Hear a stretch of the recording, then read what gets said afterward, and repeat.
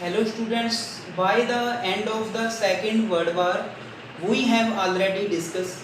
The end of the Second World War was also the beginning of Cold War. ये बात आपने याद रखनी है. The end of the Second World War was also the beginning of Cold War. Now we will discuss the next topic, the emergence of two power blocks. कौन कौन से थे ये two power blocks? US and USSR. Second world war में हमें पता है कि बहुत सारी कंट्रीज हैं वो सेकेंड वर्ल्ड वार में शामिल थी, उनका बहुत ज़्यादा नुकसान हो चुका था. लेकिन दो सुपर पावर्स हमारे सामने आई, दो ऐसी कंट्रीज, दो ऐसे ग्रुप हमारे सामने आए जो एक महाशक्ति बनकर उभरे. वो कौन सा था? यूएस, दूसरी तरफ यूएसएसआर. जो हमने पहले भी पढ़ा है कि इनके बीच कोल्ड वार है वो हुई. तो ये सुपर पावर्स क्या कर रही थी? The two superpowers were keen on expanding their sphere of influence in different parts of the world. ये सुपर पावर्स उत्सुक थी किसके लिए? Expanding their sphere of influence, अपने प्रभाव का क्षेत्र एक्सपेंड करने के लिए उत्सुक थी. कहाँ पर? इन different parts of the world. US चाहता था कि वर्ल्ड की ज़्यादातर कंट्रीज उसके ग्रुप में शामिल हो जाएं. दूसरी तरफ यूएसएसआर चाहता था कि वर्ल्ड की ज़्यादातर कंट्रीज उसके ग्रुप में शामिल हो जाएं. तो कोल्ड वार के टाइम में आपको बता दूं बेटा कि जो होल वर्ल्ड था वो टू ग्रुप्स में डिवाइड हो चुका था. US and USSR. बहुत ज़्यादा जो कंट्रीज थी वो यूएस के साथ भी मिल रही थी. कुछ ऐसी कंट्रीज भी थी बहुत ज़्यादा गिनती में जो यूएसएसआर की तरफ इसके ग्रुप में शामिल हो रही थी.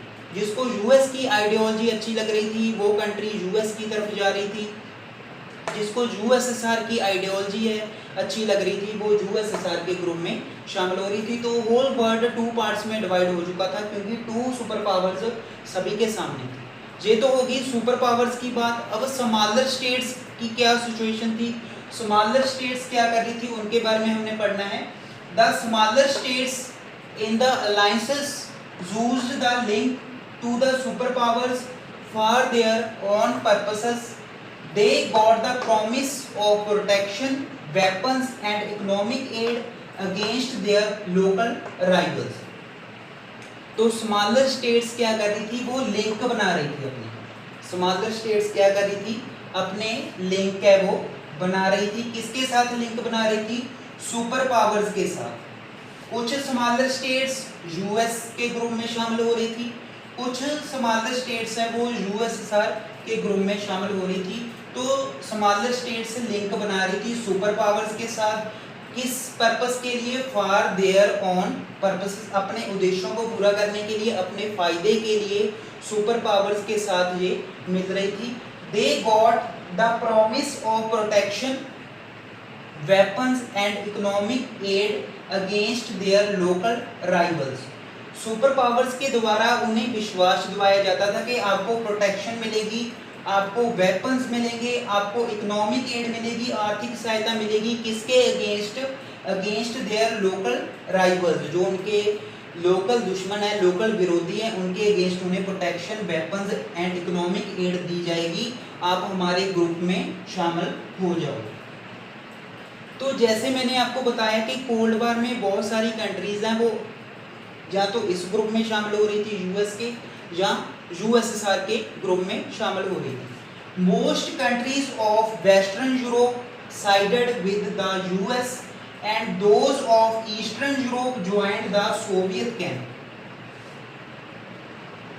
जो ज्यादातर कंट्रीज थी वेस्टर्न यूरोप की वो किस ग्रुप में शामिल हो रही थी? यूएस के ग्रुप में शामिल हो रही थी.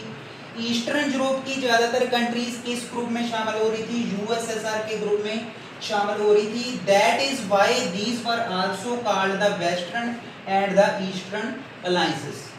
वेस्टर्न यूरोप की ज्यादातर कंट्रीज किसकी तरफ थी? यूएस की तरफ थी बेटा, इसीलिए इसे वेस्टर्न अलायंस भी कहा जाता था.